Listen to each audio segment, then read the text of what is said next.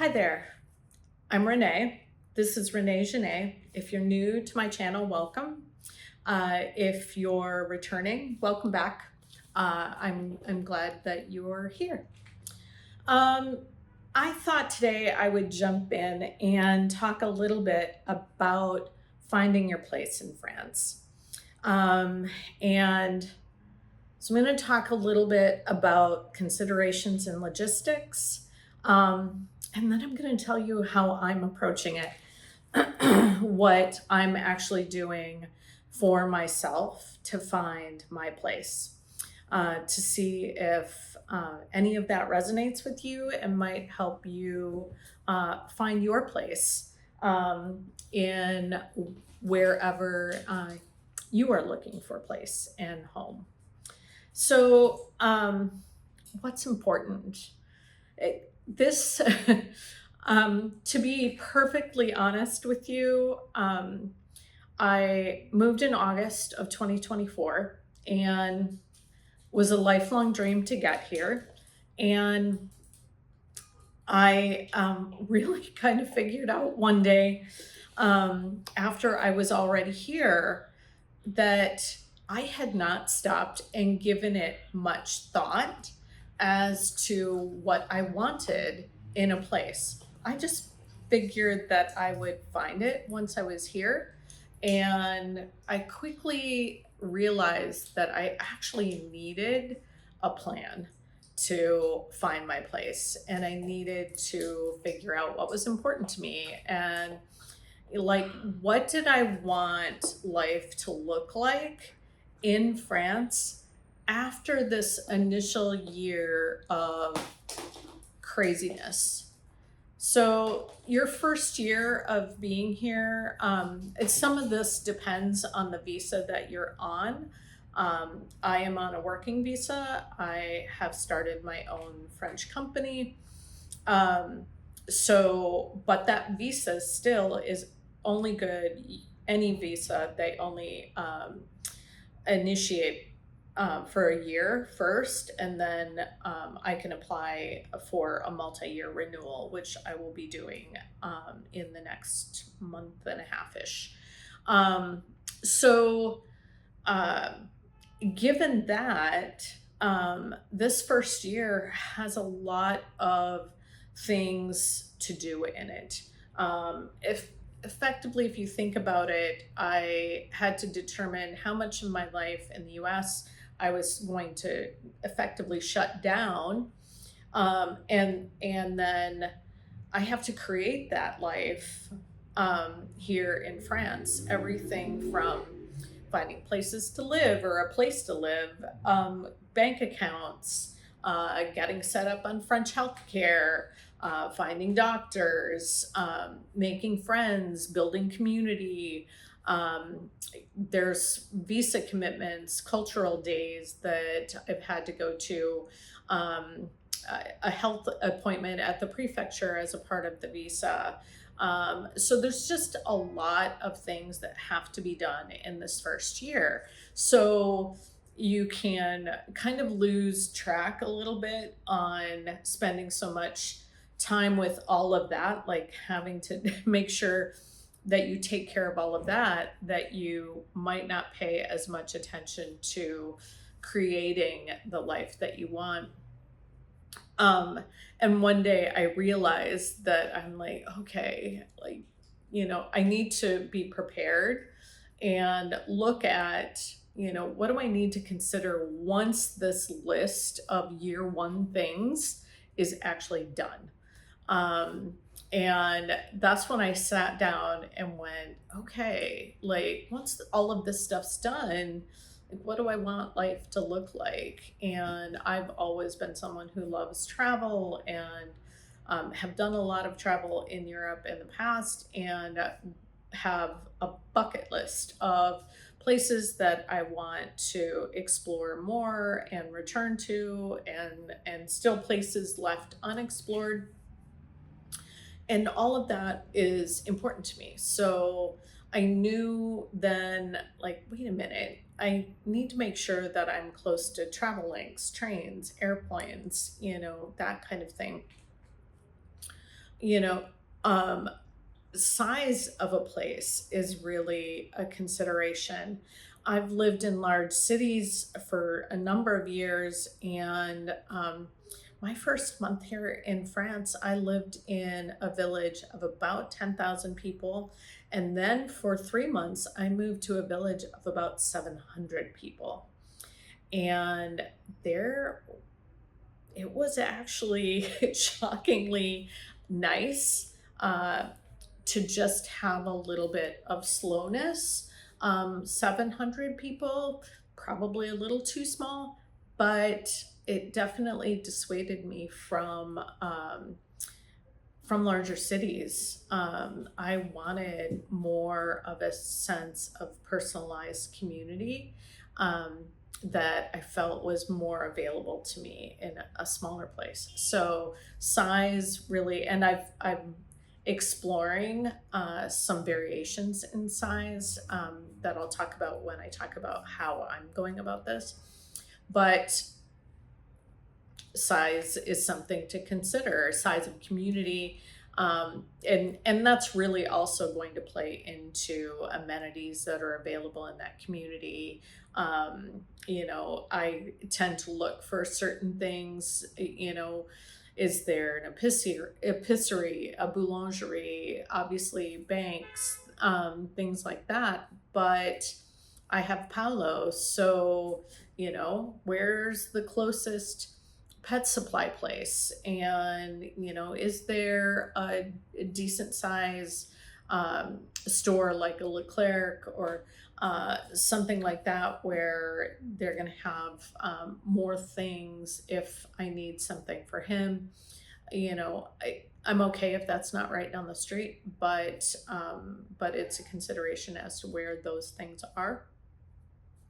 Um, Anglophones, English speakers, a lot of people come to France and think, okay, like I want to fully integrate, I want to immerse myself in the language.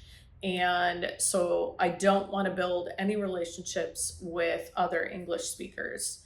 And I really determined in short order that you need both. After,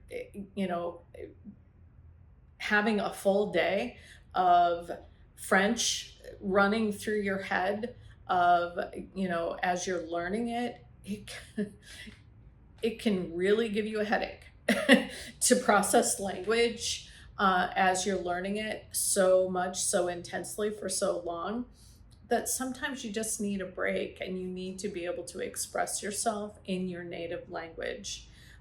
So I have really determined that I want a mix of both. I want to be able to build French community, absolutely, and further integrate and immerse myself in French and both the language and the culture, as well as having some sense of English speaking community.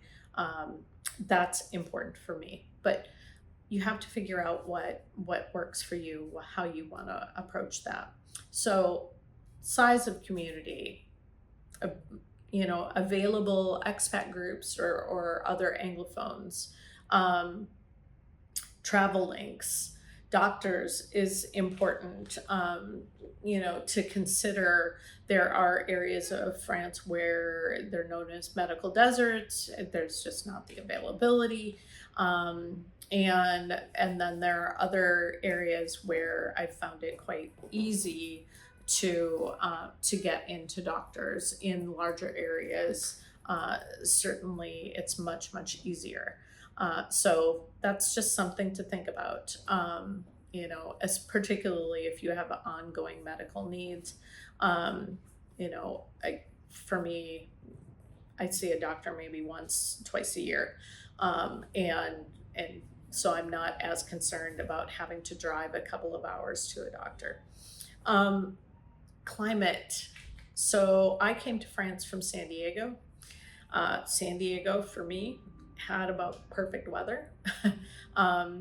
Mid 70s Fahrenheit most of the year and sunny, and most of the time. And that's a little bit more difficult to find here. But I am giving it my best try to find something close. Um, I have, you know, I've moved a few times in my life from various climates, and that first year is tough as you start to acclimatize. The first year I moved to San Diego, I moved there from Phoenix, Arizona, and I froze that first year. I could not get warm. And it was just that Phoenix was so hot that your blood thins, and yeah. Um, so this winter, I struggled being being cold all the time here in France, even though I was in the south and not certainly not in really really cold areas, but there were weeks when it's cold, it's truly winter. There's your winter coats, hats, gloves, the works. Even in the south of France, it gets cold.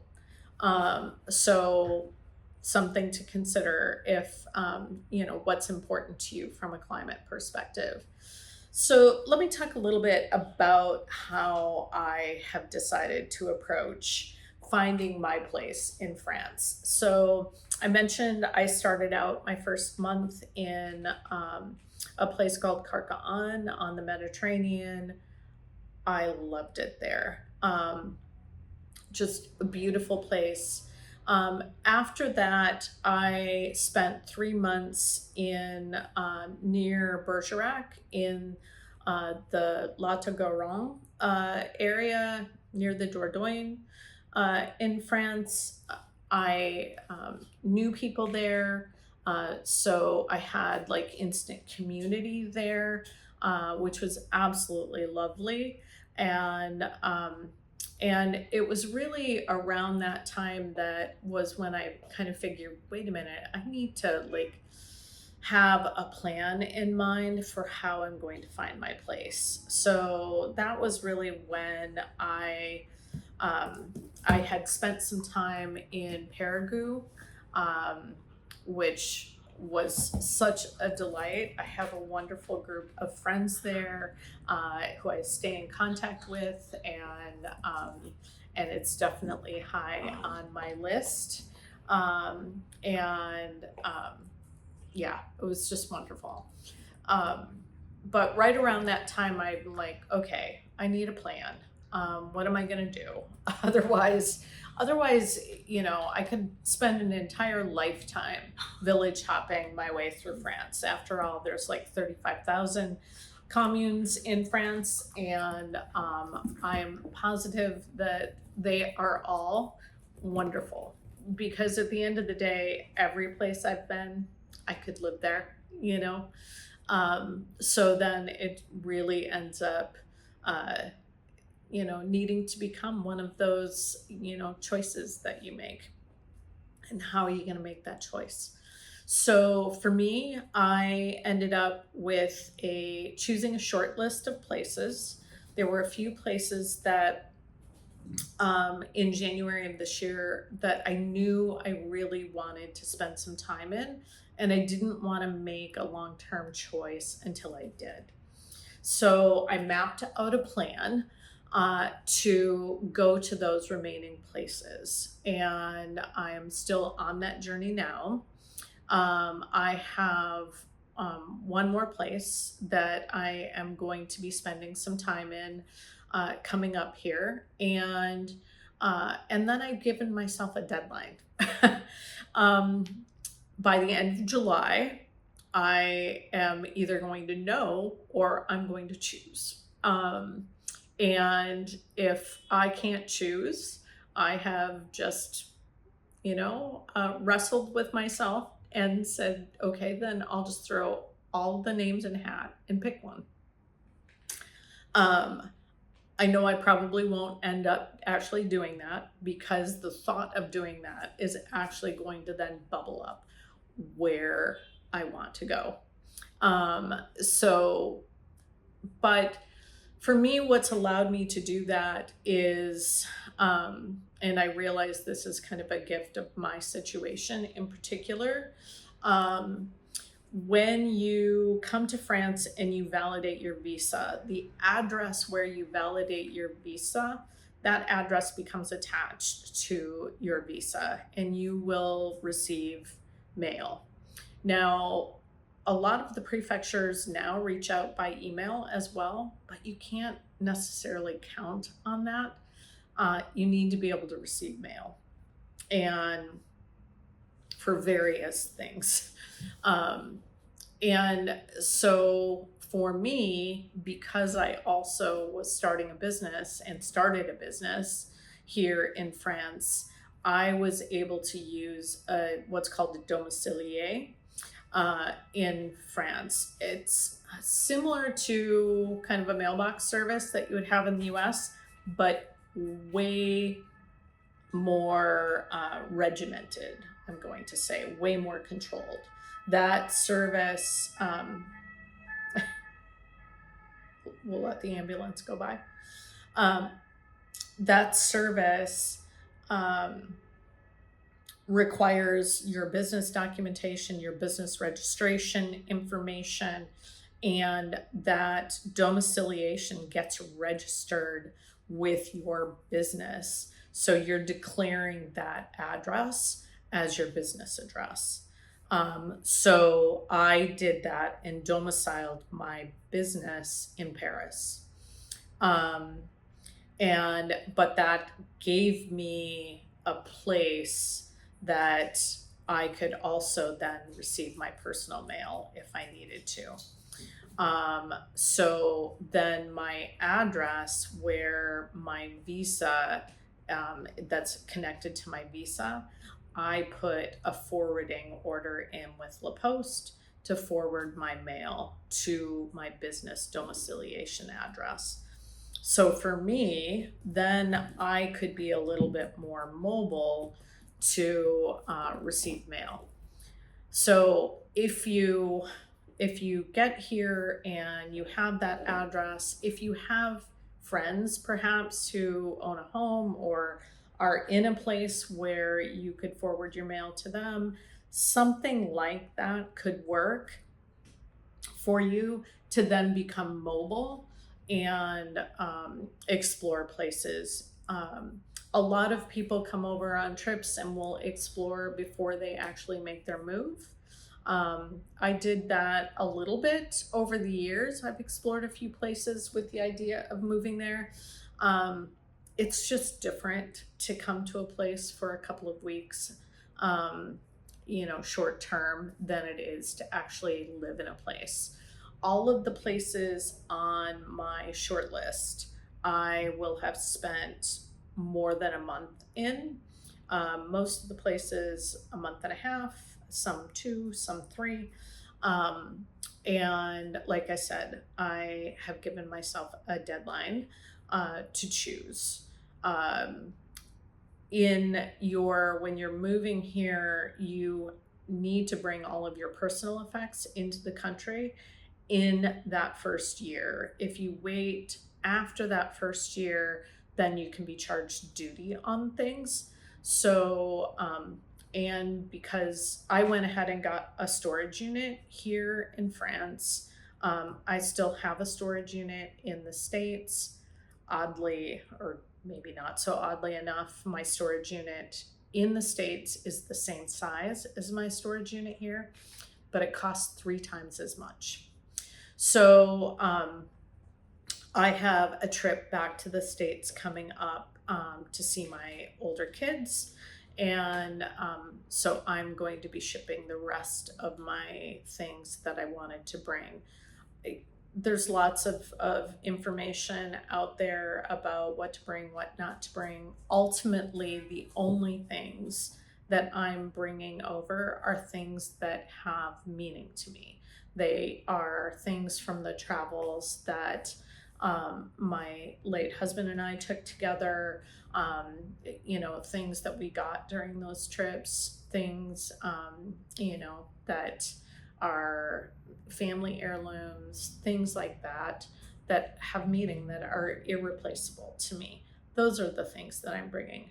I'm not bringing, you know, sheets and the kinds of things that you can get here, because you can get everything you need here to set up a life.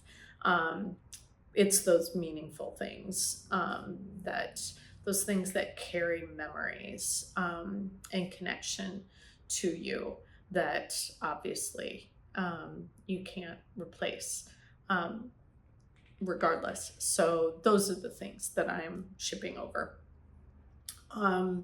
And I'll be doing that during, you can, if they fit in suitcases, you can check extra suitcases on trips. So, that's a good way to do that as well. But yeah. So that is how I am finding my place in France. I'm sure on a future video, once I make a choice, I will tell you all about it. But yeah, interested if you are looking for your place in France, or if you decided and want to share a little bit about that, I would love to read your comments below. And if you have any questions that I can help with, happy to respond to those as well. I will leave some links to some freebies, information that you might find helpful in your own journey to France. And if you want to pick my brain on my experience, I'll leave that link below as well.